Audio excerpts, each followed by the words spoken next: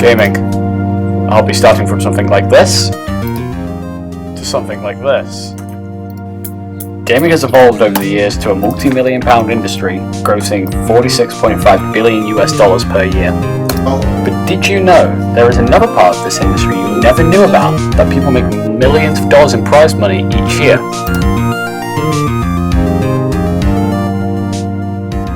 Esports is not a recent phenomenon, with games like this only evolving from the past 10 or so years.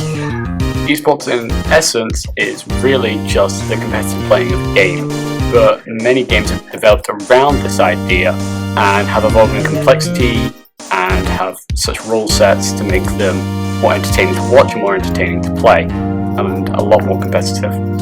Today we'll eventually go into games such as the game we're seeing right now, Dota 2, an incredibly competitive esport that I personally play myself semi-competitively with my team. But first we need to start from where esports all began. Competitions for esports first started in 1972, with the Atari, the makers of Space Invaders, one of the most popular arcade games at the time, hosting a competition throughout the USA with their game Space Invaders. These competitions were quite few in this era, with it not being until the 90s where esports got popular again.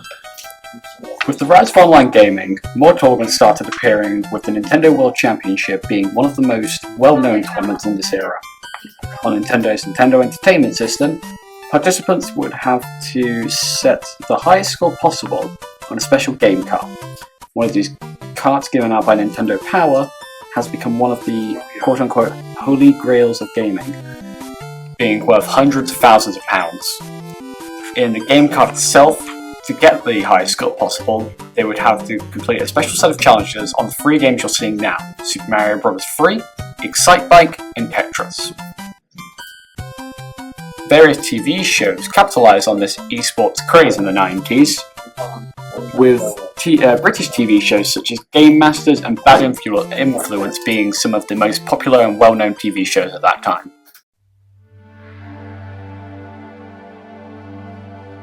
On the 13th of June 2000, one of the most popular esports, StarCraft, came out. This game revolutionized the RTS real-time strategy genre, selling 11 million copies worldwide. Many competitions, especially in South Korea, had prize pools of millions, with this game making esports more mainstream and popular, that would even lead them to go create a sequel to the game.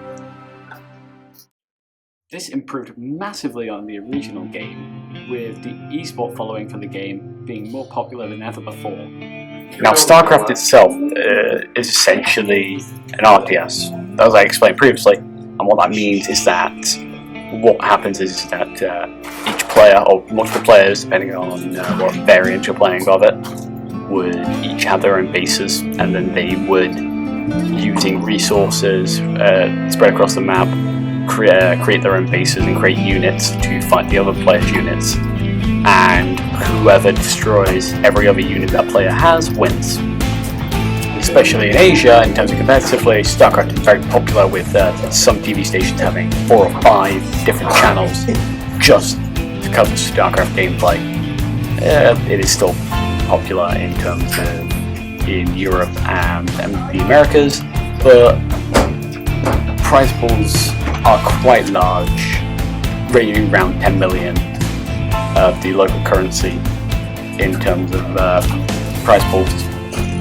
And things such as the StarCraft World Championship having quite large extravagant sets, such as the one you're seeing right now, with LEDs, and it being quite a large event covered by many different news outlets across the world. At about the same time StarCraft was released, another game was released by the same company, Warcraft 3. Now, Warcraft 3 was an esport, but wasn't as popular as an esport. A modification for the game was created and made a completely new genre of game: MOBAs. This mod was Dota. Dota is a MOBA, or multiplayer online battle arena, one of the most popular genres of esports today. The game essentially comes down to 2 teams of 5 people, each playing a different character and trying to destroy each other's base or ancient. These ancients are guarded by 3 rows of 3 towers on each lane. These are very powerful and fire on nearby enemies. To help with this, the ancients periodically will spawn minions or creeps. These then walk down each lane and fight the enemy creeps. The creeps are essentially used as cannon fodder for the towers. The first one to destroy each other's base wins. Of course, varying from game to game, there are differences such as the characters. Dota 2, the sequel and full game of Dota, has over 120 different characters and different gameplay elements. Dota 2, as mentioned previously, is arguably the biggest and one of the most popular MOBAs. Created by Valve, makers of games such as Left 4 Dead 2 and Half-Life 2, the game's last World Tournament had a prize pool of over $13 million. Here to speak with me about Dota is a competitive Dota 2 player and fellow teammate, Ethan Stobo. Okay, so hey Ethan. Hello. So you're a Dota player? Yes, very much. Could you explain to me what your role is in your team and possibly explain a little bit about the other roles? I am the captain, best player in the world. I am best player. You are Dearly I'm a very versatile player. I play like most of the separate roles you have: support, carry, middle laner, and off laner. I can play any of those roles if needed. It just depends what everyone else on the team is playing usually. I'm gonna say I'm probably the most versatile versatile player out of us. Not trying to brag or anything, but because I've been playing the game longer, so I understand more about it.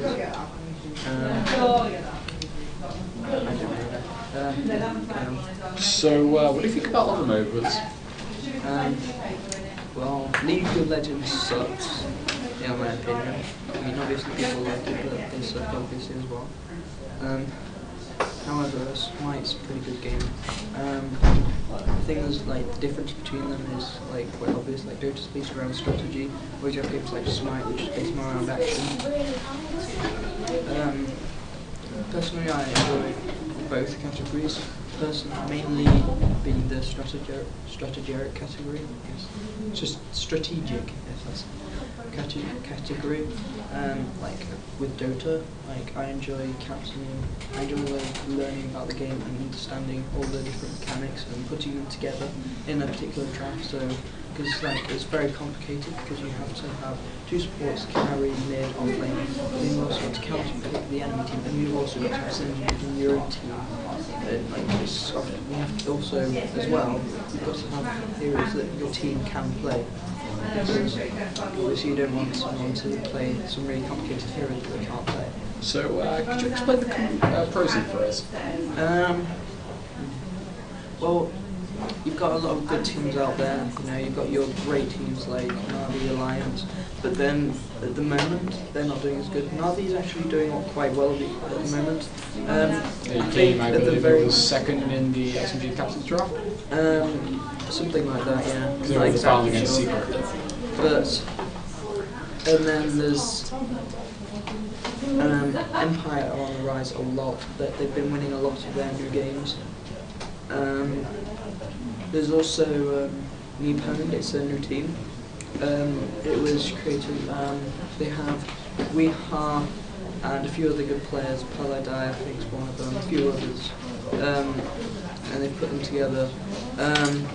Weha being the best player from Europe. However, the team at the moment hasn't been doing very well. They've got a lot of top-class players. However, they've not really learned to work together as well yet.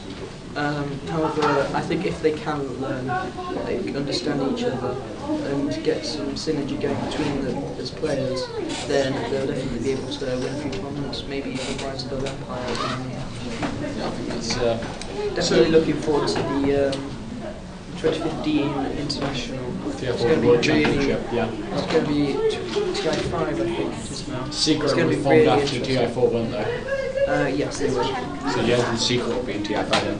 So, Unless they disband. what do you think of the current pro scene? What do you think about it personally? Personally, there's a lot of interesting players out there. A lot of the old players are less, they're not improving anymore. They've sort of like Reached their peak. they've like gone behind a bit to other new players that you have. Like for example, we've got I don't know, EGM for example, or a few others. And like the players that were mainly really good around sort of in TI3 around 2013, but then at the moment they're like not doing as well. But now you have Dendi is still a very very good player, and yes he's been pulling off some amazing like plays. Like I've seen him. Do you think Dendi's overrated? Dendi is overrated, I believe. Yeah. Like I mean. Sometimes, like, he's been playing, like, he was really famous when he was a very big risk taker, but a lot more, like, over the past year, he's been playing a lot safer, and he's not been making those huge plays. I think if Navi decided to make Dendi go back into his more risk-taking self, where he's a bit more crazy, and he does go for those big plays. I mean, even if they fail, they often actually do work out. And it's like you see things like go crazy. Like it could be the difference between them being like, I don't know, 10,000 gold difference.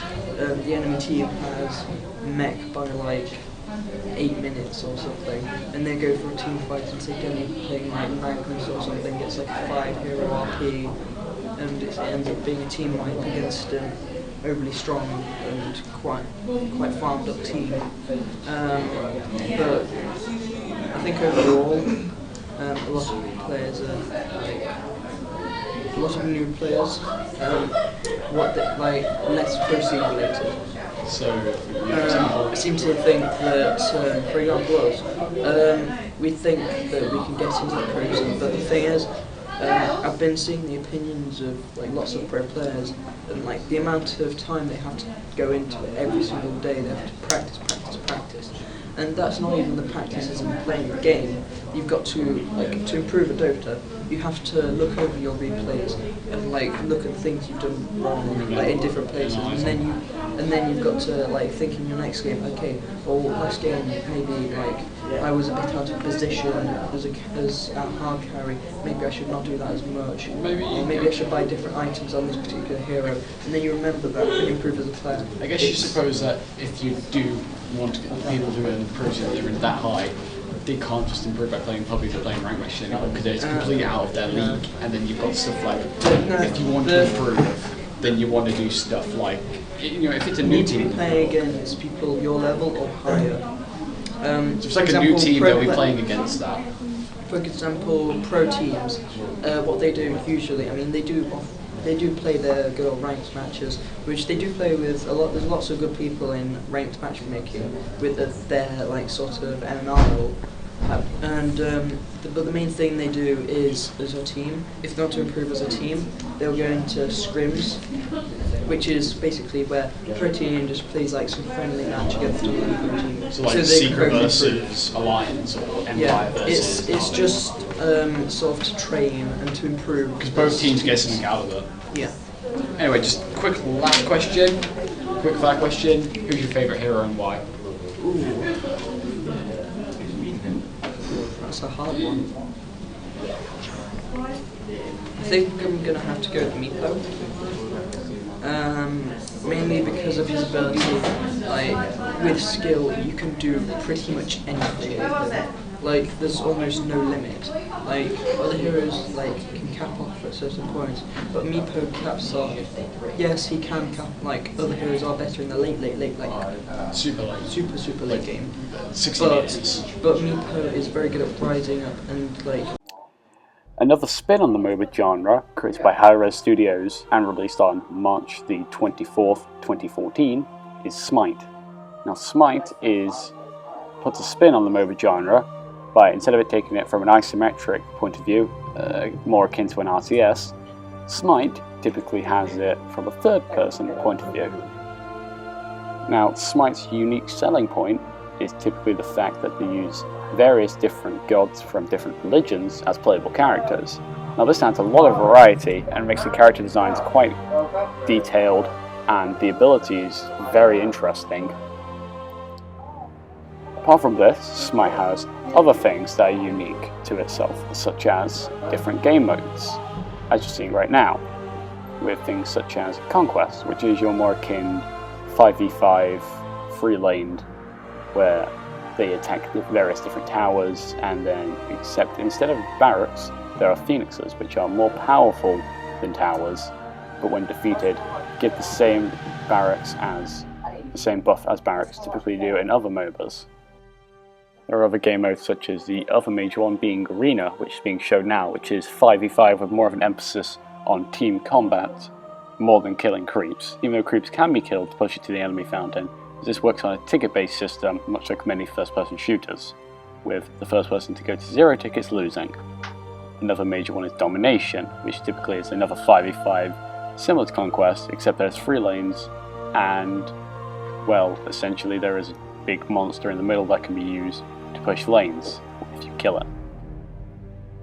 Smite's MOBA scene has the third largest prize pool in their first sport tournament. With this being more of a recent MOBA, the esports scene is pretty new, but it appears that Smite is going to have possibly a bigger esports scene than League of Legends, which is the direct competitor to Dota 2. Personally myself, I find enjoying this as more of a casual game, as this is more of a easier game to get into, not having that much of complex enemy mechanics. But the item mechanics of the game do typically tend to be quite confusing, as there is not really that much description on an item or any clear way in terms of Dota's builds and how items are shown.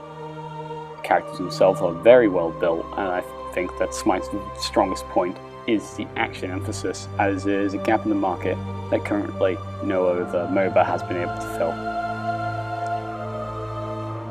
A new recent MOBA that currently hasn't come out of beta yet is Heroes of the Storm, made by Blizzard. Heroes of the Storm has the advantage of a major brand name behind it, and the characters that you play in the game being some fictional characters from some of their major properties. With this, the characters are a lot more familiar, and a lot of their abilities are familiar, and since these characters are so well loved, they seem like they've been built, and the way that the abilities have been used are a lot more passionate.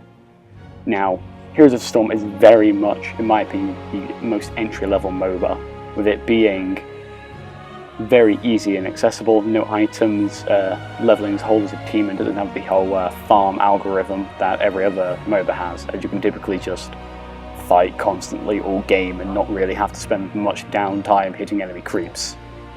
Now, another thing is that Heroes' unique selling point, apart from the fact that they have major Blizzard heroes, is the fact that they have different unique maps. Now these with different objectives, such as the Dragonite map, capturing both dragon statues will grant you control of a powerful unit.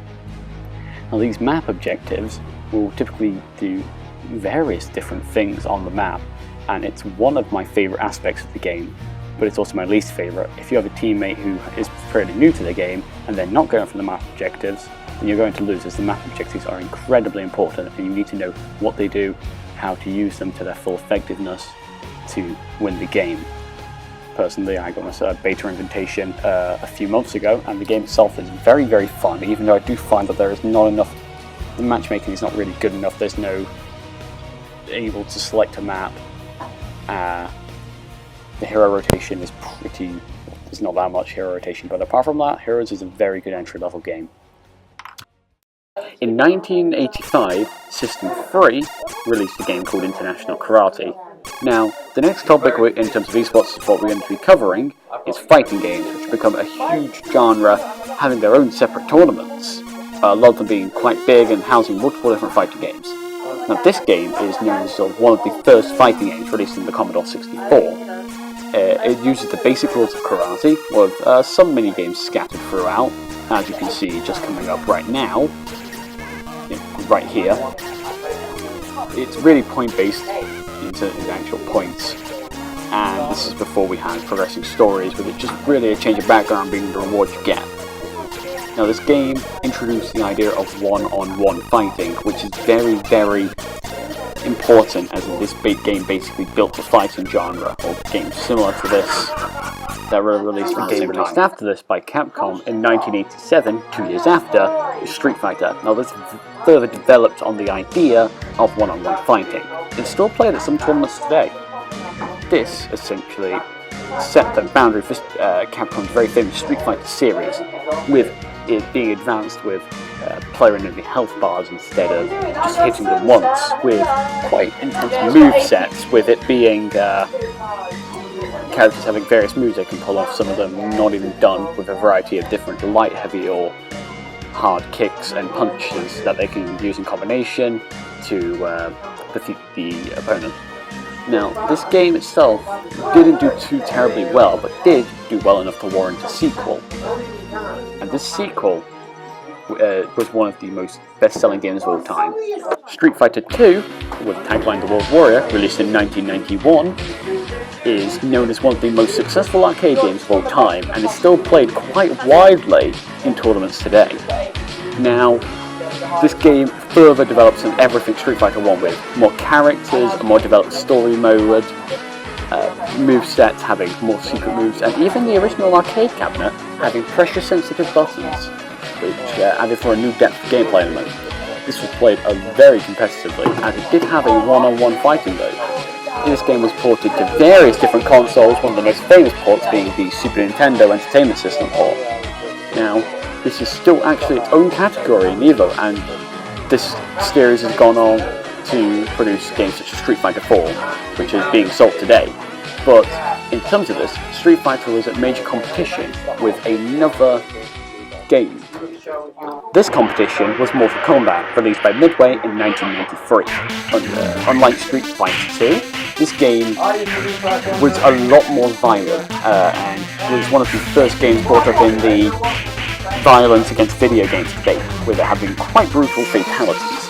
This was also directly competitor to Street Fighter 2 in the arcades. The game itself is a lot more hard-hitting, and it's also spawned quite a successful franchise, and the later games in the series are still played at EVO today.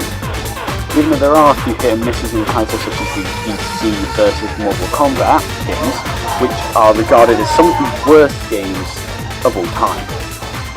The game itself, however, is met with quite critical acclaim, with it spawning, like I said before, quite a successful series, with the 10th entry in the series coming out quite soon. Another game released in this era, in 1994 by Rare, was Killer Instinct. Now, Killer Instinct is a fighting game that is more based around speed. This is quite new, and the graphics at the time were quite revolutionary. This game then went on to spawn the successful Killer Instinct game that was released 2 years ago for the Xbox One. Now, that game is being played at EVO, and this is the other influenced it. I mean, I haven't talked about EVO pretty much in the fighting statement, but there's a lot of fighting games that led to success, and the arcade, this was also an arcade, and arcades have also been a huge part of the fighting and esports scene. That's where they really originated, as it was, you know, just somebody in an arcade and somebody else in an arcade, and they would just two people would put their tokens in, and then they would fight each other. And then there's the fact that, you know, very similar concept of today, except it's not tokens, it's just two people playing against each other for quite much money. Now anyway, next I'm going to talk about a game that is actually played as an esport and is a little bit more recent. Released in 2011 by Capcom, a follow-up to the original Marvel vs. Capcom 3. Ultimate Marvel vs. Capcom 3 is one of the most popular esports to date.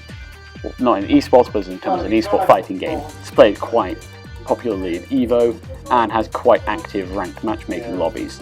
I personally myself used to play this game quite a lot, and it takes quite a lot of things from Killer Instinct in terms of actually the gameplay, it being very fast and a lot of one person is going to be caught in a combo for a while, and then that person's going to break out, and then the first game is basically really who can keep their combo going for the longest and who can make it the best, doing the most damage.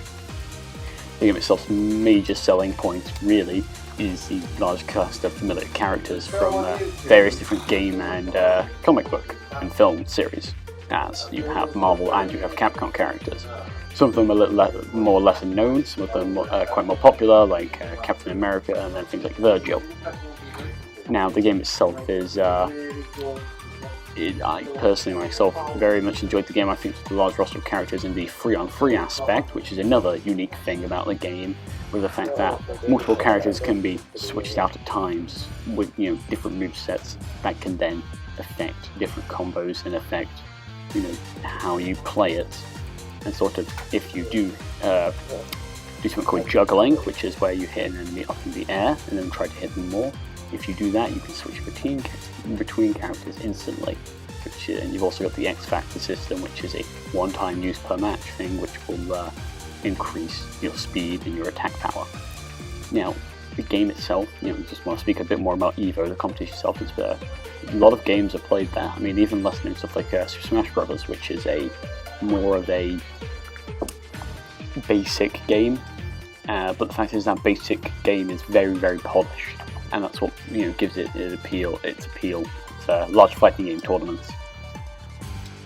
Even though this can be quite pricey in terms of an esport compared to other ones, as the usual thing you want with, which is a fight stick, which is quite mechanical and gives you high response times, is quite expensive. But fighting games in genres, its contribution to esports was one of the first, and in my opinion, one of the best.